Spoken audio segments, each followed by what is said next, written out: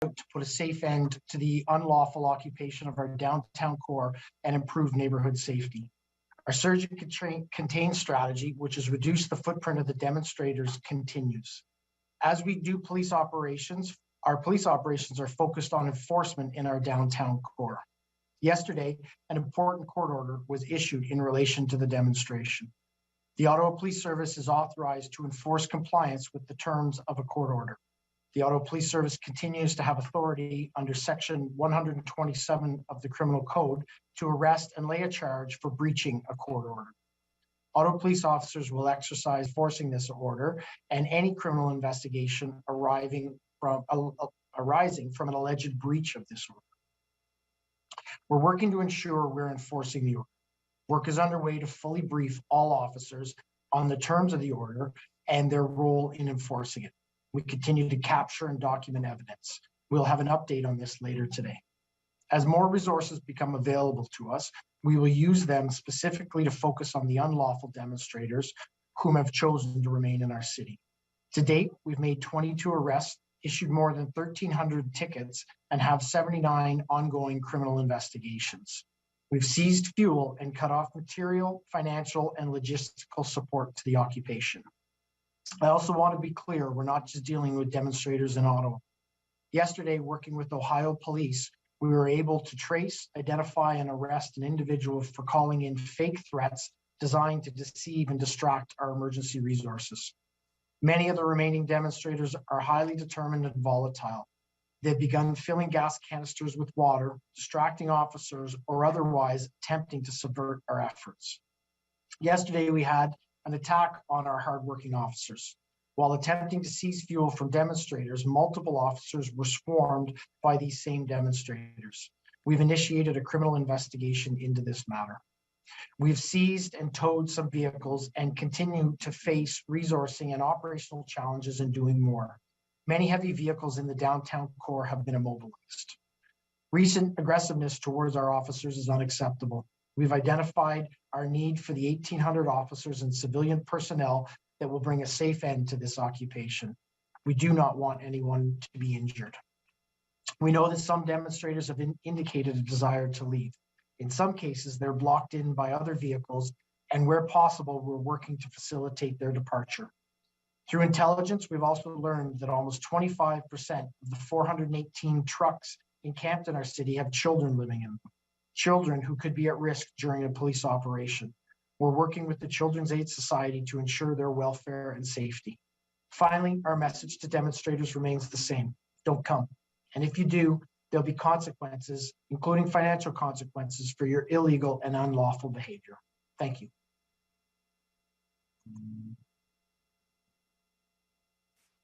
Before we begin, a reminder to media to put your microphone on mute until I invite you to ask your question. Avant de commencer, j'aimerais vous rappeler de désactiver votre microphone jusqu'à ce que je vous invite à poser une question.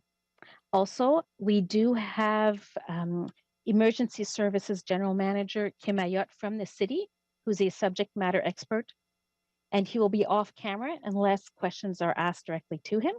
Alors, un rappel, on a aussi des mesures d'urgence de la ville, le gérant, et puis c'est un conférencier expert. Il sera hors caméra jusqu'à ce qu'on lui pose une question directement. Okay. We will proceed by alphabetical order for the media outlets. You may ask one question each, and if we have time, we will come back to you. We have until 2:30. Alors, nous allons maintenant répondre aux questions de chaque organisme média par ordre alphabétique. Vous allez poser une question chaque. Nous avons jusqu'à 14h30 et si on a le temps, on reviendra pour une deuxième question. So we will start. Do we have anyone from 104.7? Alors, est-ce qu'on a quelqu'un de 104.7?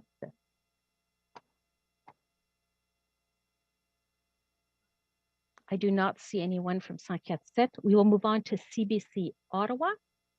CBC Ottawa. Oh, just a minute. Jadrino Puo pour 104.7.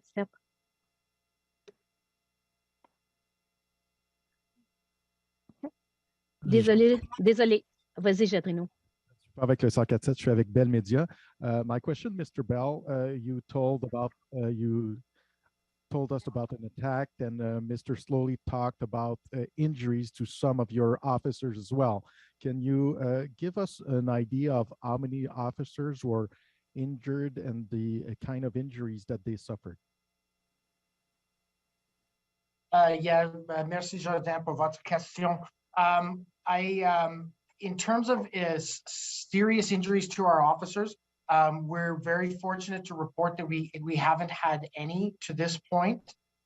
There has been, during altercations, some more minor injuries sustained by the officers, but nothing that has taken any of our members out of commission or not able to continue to provide policing services.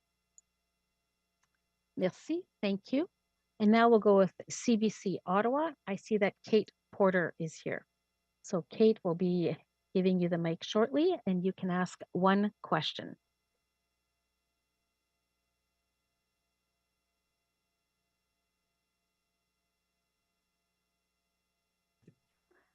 Hi Go there. ahead. Yeah, thank you, Deputy Chief Bell. When you speak of, I guess it's something like 100 trucks that have children in them, and you're saying the CAS is involved, are you requiring that they somehow are able to remove the children from the trucks? I mean, what would be the next steps for police in terms of, moving on any of those trucks if you're concerned about kids? Thank you very much for your question, Kate.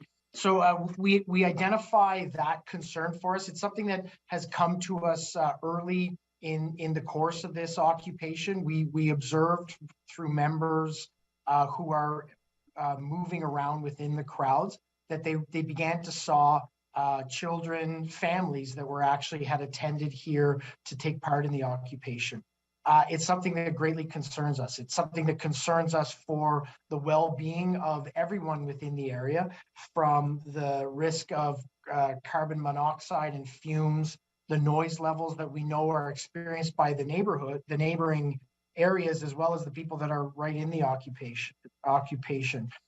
We're concerned about cold. We're concerned about access to sanitation, the ability to shower. There's a multitude of concerns. That's why we're raising it and identifying it as something that is something we need to address. We need to have discussions with our partners in the Children's Aid Society about how we manage moving ahead. We're not at the stage of looking to do any sort of enforcement activity around that. We'll rely on the Children's Aid Society to help provide and give us guidance around that. We just think it's an important factor that complicates and makes this an even more challenging operation that's important that people are aware of. Thank you, Kate. We'll now go to City News, and we have Alex Gouge. Alex, you can go ahead and ask your question.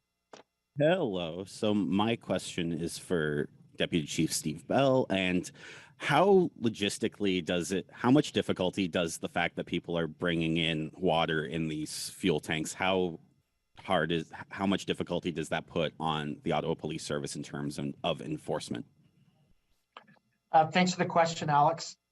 It's a good one.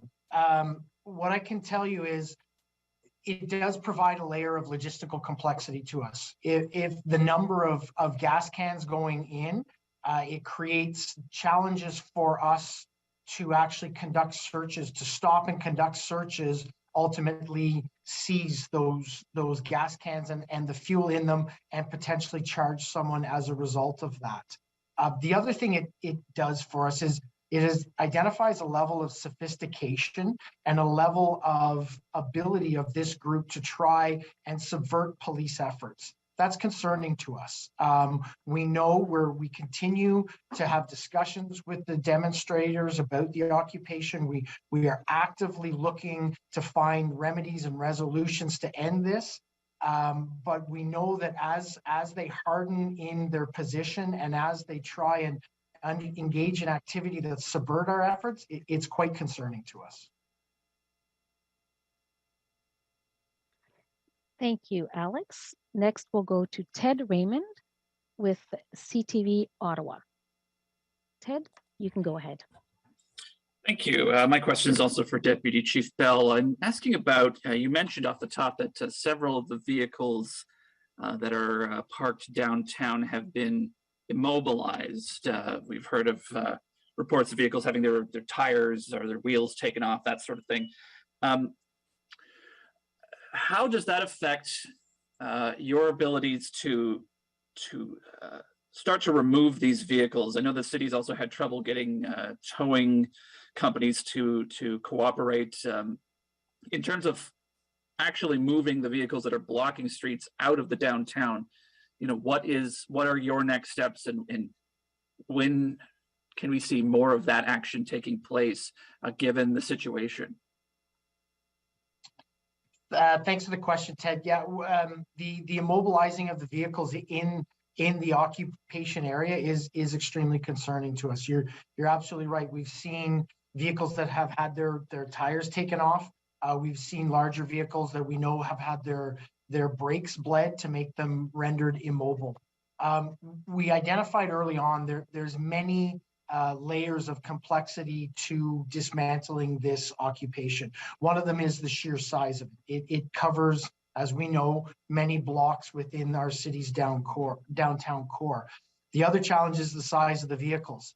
When you add the complexity of active attempts to interfere with any of our ability to remove them, it just adds that extra layer of complexity.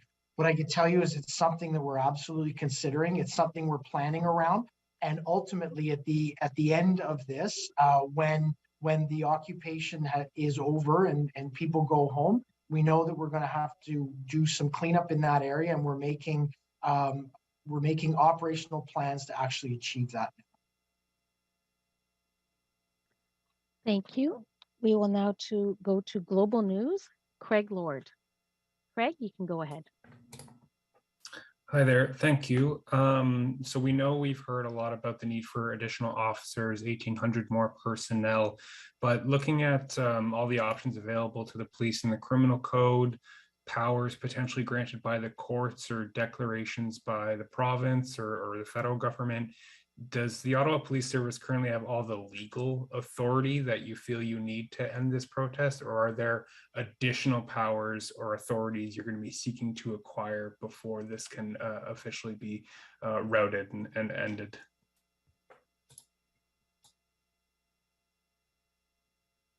My apologies. Thank you for the question, Craig.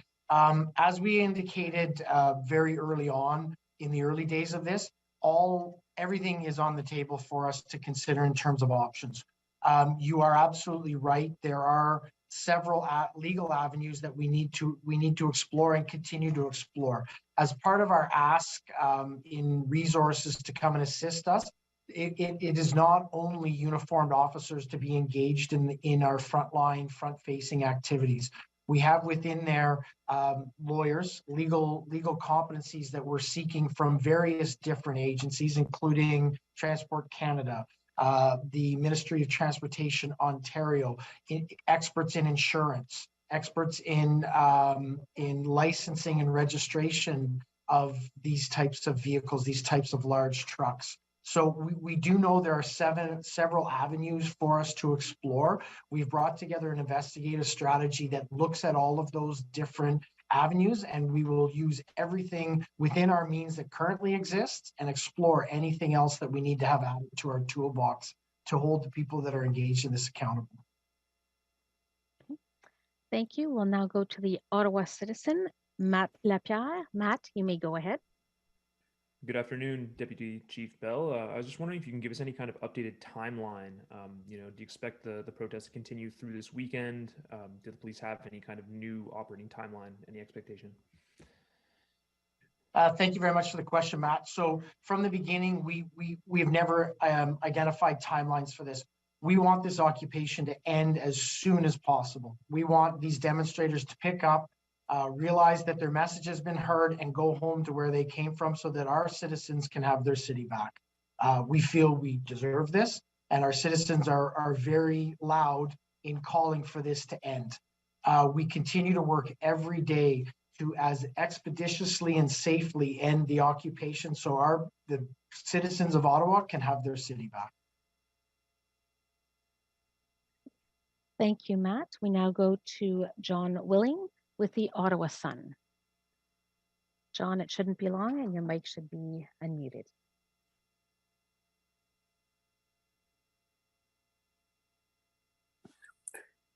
Thanks, Amy. Thanks, Deputy, for taking our questions. How many in-house heavy tow trucks does OPS and the city have? And are those resources in play, or have they been ruled out because of any safety concerns in the red zone? Thanks for the question, John. As with any sort of policing operation, we don't give out specific numbers around how we're going to engage in any sort of enforcement activities. So what I can tell you is we continue to work with the city and local tow truck providers to look at how we can access the number of heavy tows that we would need in the event that we have to move vehicles out of the downtown core. And we've expanded that through our city manager and our city partners to look not only at our city, but how can other cities and other municipalities help to support us in those efforts. Thank you, John. Maintenant, on va aller avec Frédéric Pépin, Radio-Canada. Ce ne sera pas long, Frédéric, ton micro va être activé.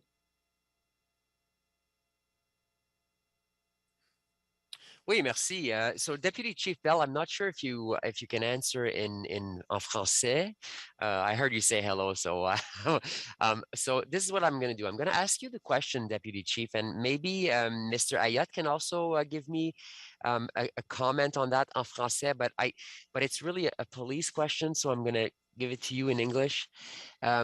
So you mentioned a bit people walking around with jerry cans, and some are filled with water, some are not. We saw there was a big operation on Sunday on Coventry. So what's your strategy? And I know you can't give us all the details, but what's the strategy for fuel right now? Are we going to stop everyone that we see with jerry cans, or do we want to do more organized, more bigger operations to try to get more logistical spaces where there's more fuel that is stored? Because we're seeing a lot of jerry cans walking around. So what can you tell us about that? Yeah, thank you for your question, Frederick. We don't have a strategy around that. We have multi-prongs to our enforcement strategy that we're employing. We put out a statement yesterday that indicated that if you carry a jerry can into the downtown core, into the footprint of the demonstration, you would be subject to being stopped, searched, and potentially charged in relation to aiding and abetting the demonstration moving ahead. While we were doing that and while we were engaged in those enforcement activities, we were also out at Coventry Road looking at how we could take off the larger stockpile of fuel that we knew existed. There is no single strategy to this. We will do everything in our power to disrupt and deter these people from remaining in our city so that the demonstrators pick up and leave. That includes multiple different prongs of enforcement that we are engaged in now and will increase over the days. Thank you. We'll now go to Mackenzie Gray with CTV National. So sorry, Amy, I think that Frédéric wanted Kim Ayotte. He didn't like my hello, so. Désolé. Excuse-moi, Frédéric. C'est bien correct. Frédéric, oui. D'abord, les contenants de gasoline et d'autres pétrole, la stratégie pour les polices, ils en ont plusieurs. Il y a plusieurs différentes stratégies, mais il veut que les manifestants savent que s'ils rentrent avec du pétrole dans un contenant, ils vont se faire arrêter. Ils vont faire une recherche de la personne, ils vont chercher la personne et la gasoline. Et si la personne est en train de rentrer la gasoline, ils vont se faire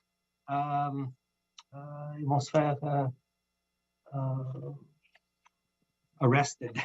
Excuse.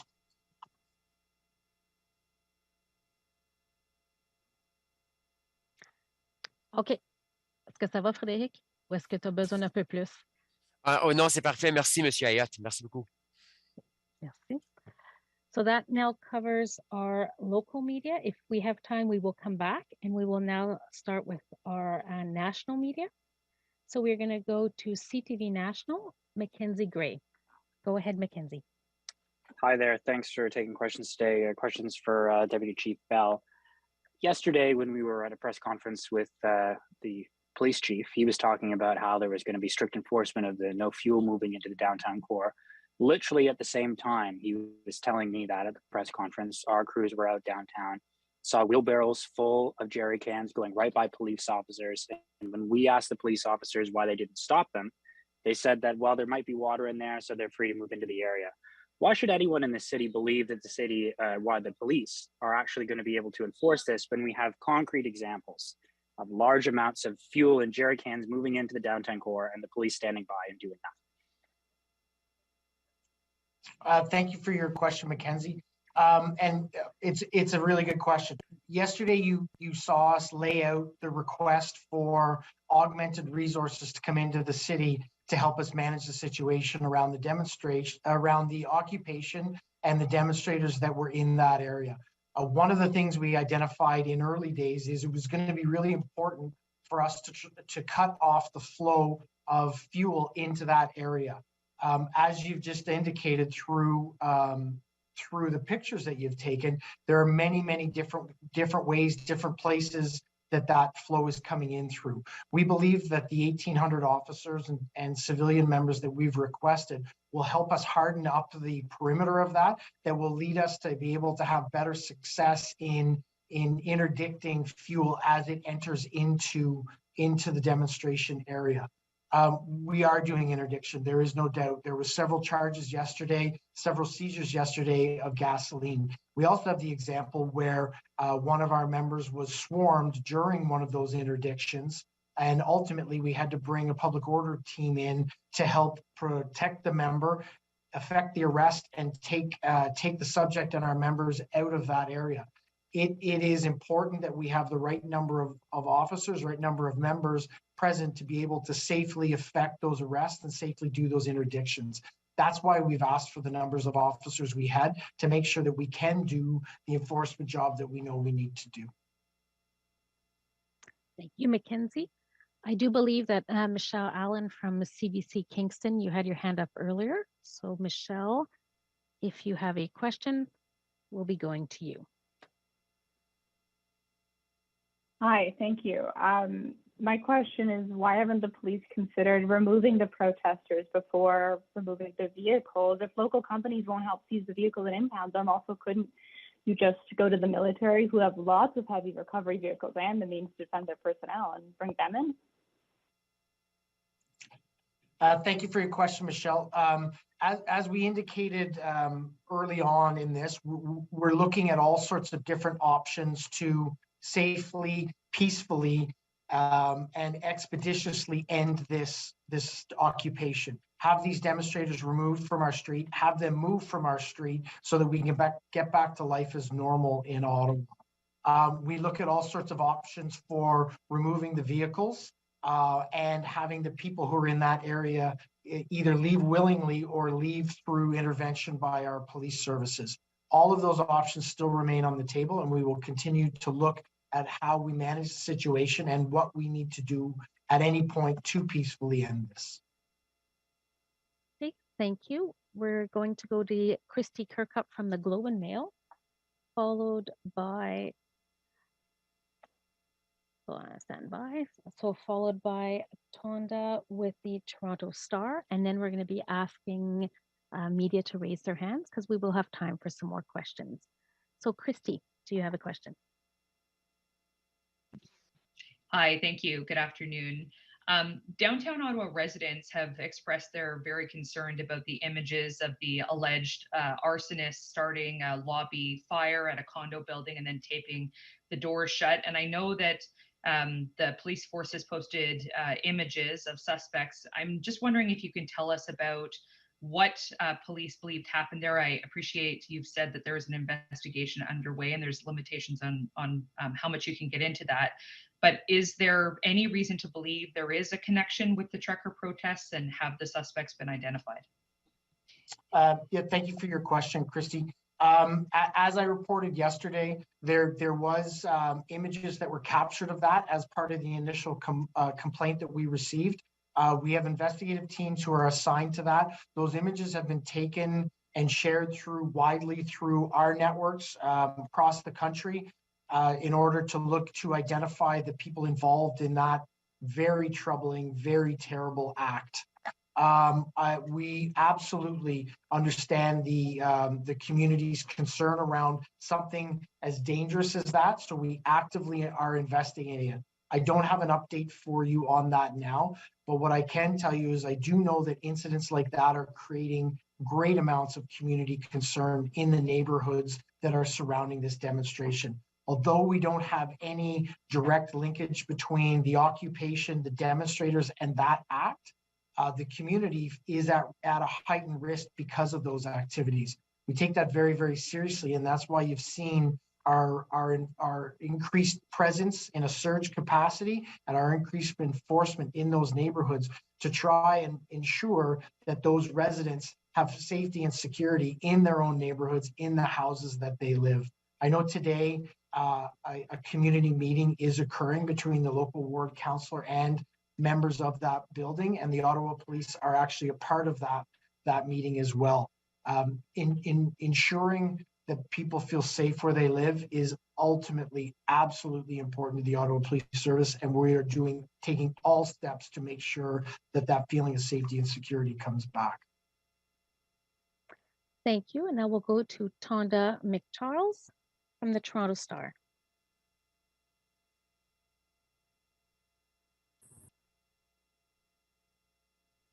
Go ahead, Tonda, and ask your question.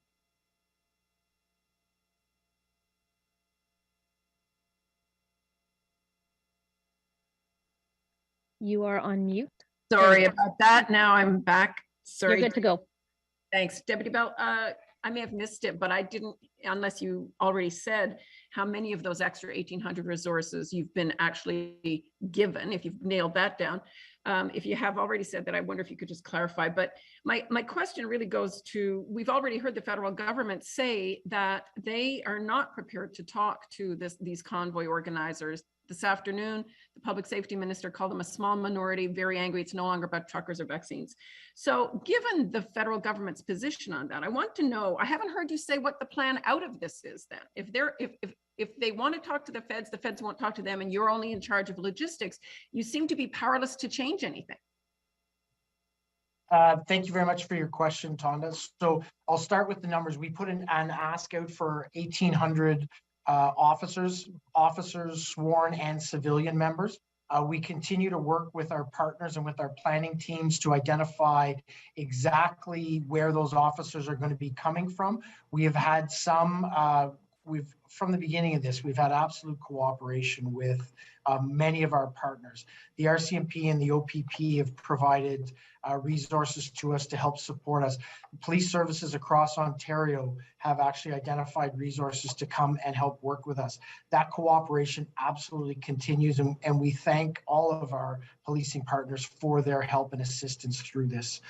In terms of how we move forward, we continue to look at how we have fruitful dialogue and discussions with leaders within the occupation, within the demonstrators.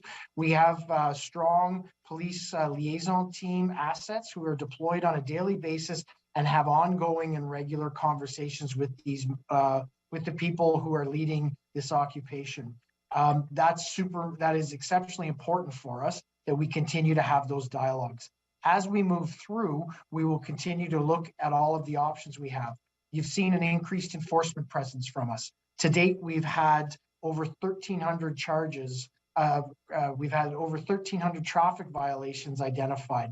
You've heard me lay out an overall investigative strategy to look at how we lay criminal charges, lay vehicle-related charges now and moving ahead.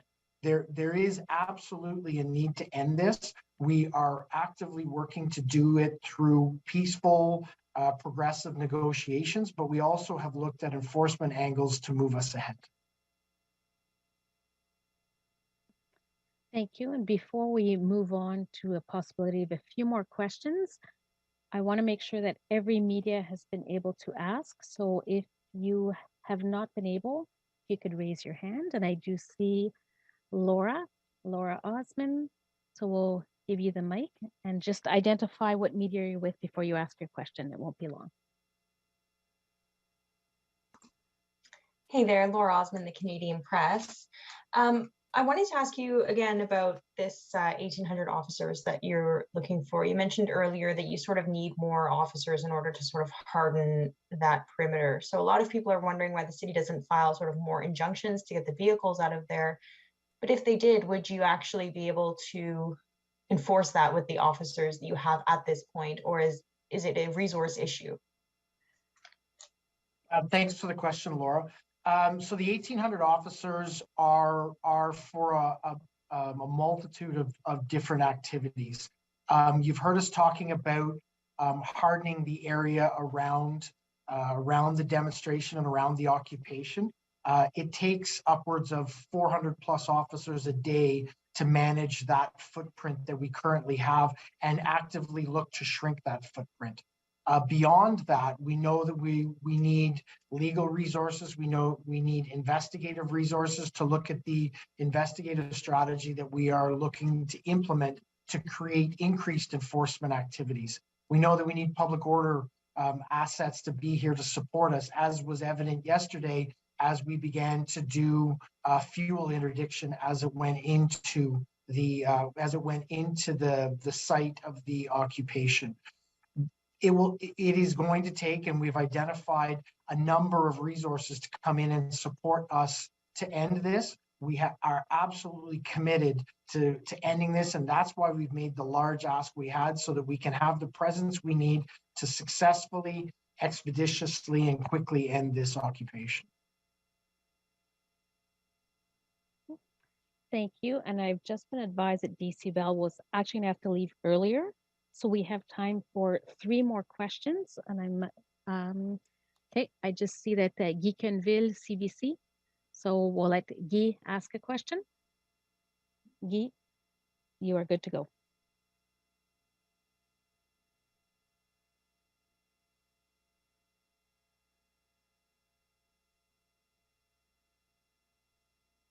Go ahead, Guy. Your mic should be unmuted. We should be able to hear you.